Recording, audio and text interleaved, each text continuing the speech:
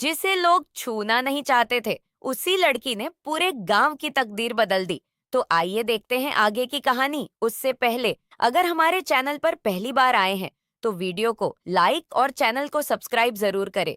तो आइए देखते हैं। गांव का नाम था रामपुरा, एक छोटा सा गांव जहां आज भी जाति देखकर इंसान की इज्जत तय होती थी। ऊंची जाति के लोग गांव के बीचों बीच रहते थे और दलित बस्ती गांव के किनारे, जैसे वो इस गांव का हिस्सा ही ना हो। उसी दलित बस्ती में रहती थी सविता। सांवला चेहरा, आंखों में आग और दिल में एक सपना। एक दिन मैं इस गांव को बदल कर रहूंगी। लेकिन गांव वाले उसकी बात सुनकर हंसते थे। अरे, दलित की लड़की मुखिया बनेगी? जिसके घर में 2 वक्त की रोटी नहीं, वो गांव चलाएगी? लड़कियों का काम चूल्हा चौका है, राजनीति नहीं। हर ताना सविता के दिल में चुभता था। लेकिन उसने हार मानना नहीं सीखा था। उसके पिता मजदूरी करते थे, बरसात हो या धूप, दिन रात खेतों में काम करते। माँ गांव के घरों में बर्तन मांजती थी। कई बार तो ऐसा होता कि पूरा परिवार आधा पेट खाना खाकर सो जाता। लेकिन सविता पढ़ना चाहती थी। रात को जब गांव में बिजली चली जाती तो वो सड़क के खंभे के नीचे बैठकर पढ़ती। लोग मजाक उड़ाते, देखो मुखिया जी पढ़ रही हैं। सविता मुस्कुराकर किताब बंद कर देती। लेकिन अंदर ही अंदर उसने कसम खा ली थी, जिस दिन मैं जीतूंगी उसी दिन इन लोगों की सोच हार जाएगी। समय बीतता गया। सविता ने 12वीं पास की। फिर शहर जाकर पढ़ाई करने लगी। वहां उसने कानून, संविधान और बाबा साहेब के विचार पढ़े।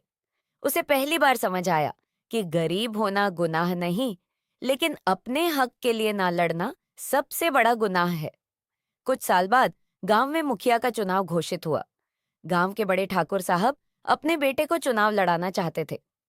पूरा गांव पहले से तय मान रहा था कि वही जीतेंगे। तभी एक दिन दलित बस्ती में खबर फैली, सविता चुनाव लड़ेगी। पूरा गांव हिल गया। चौपाल में बैठे लोग हंसने लगे। अरे, ये लड़की गांव चलाएगी। जिसे लोग अपने घर के बाहर खड़ा रखते थे, वो अब कुर्सी पर बैठेगी। लेकिन इस बार सविता चुप नहीं रही। वो हर घर गई, बुजुर्गों से मिली, औरतों से बात की, युवाओं को समझाया।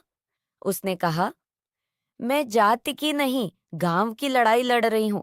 मैं चाहती हूं कि हर बच्चा स्कूल जाए, हर घर में पानी आए और किसी गरीब को इलाज के बिना मरना ना पड़े। धीरे धीरे लोग उसकी बात सुनने लगे। गांव की महिलाएं पहली बार किसी लड़की को इतने आत्मविश्वास से बोलते देख रही थीं।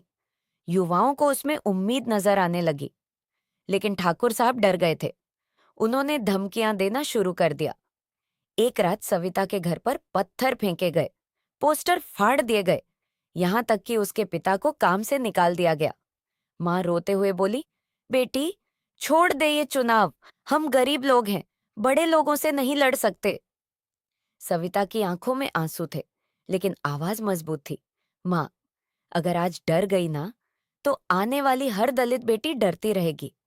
चुनाव का दिन आ गया। पूरा गांव वोट डालने पहुंचा। कुछ लोग अब भी सविता का मजाक उड़ा रहे थे। लेकिन इस बार दलित बस्ती की औरतें पहली बार खुलकर वोट देने निकली थीं। गिनती शुरू हुई। पहला राउंड सविता आगे, दूसरा राउंड सविता आगे, तीसरा राउंड पूरा गांव सन्न था। और फिर वो पल आया। सविता 1200 वोटों से चुनाव जीत चुकी है। पूरा गांव तालियों से गूंज उठा। दलित बस्ती में लोग रो रहे थे, क्योंकि पहली बार उन्हें लगा कि उनकी भी कोई पहचान है। लेकिन असली लड़ाई अब शुरू हुई थी। मुखिया बनने के बाद सविता ने सबसे पहले गांव के स्कूल की हालत सुधारी। जहां पहले बच्चे फर्श पर बैठते थे, वहां अब नई बेंच आई।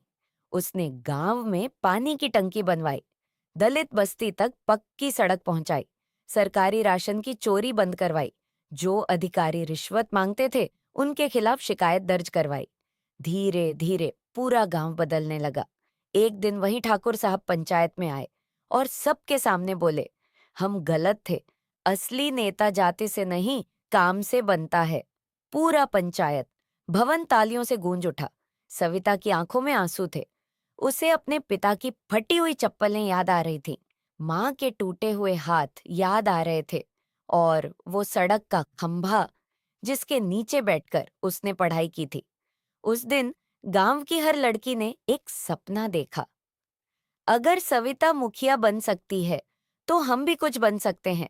और यही उस लड़की की सबसे बड़ी जीत थी। पार्ट 2 देखने के लिए वीडियो को लाइक और चैनल को सब्सक्राइब करें और कमेंट में पार्ट 2 लिखें। धन्यवाद।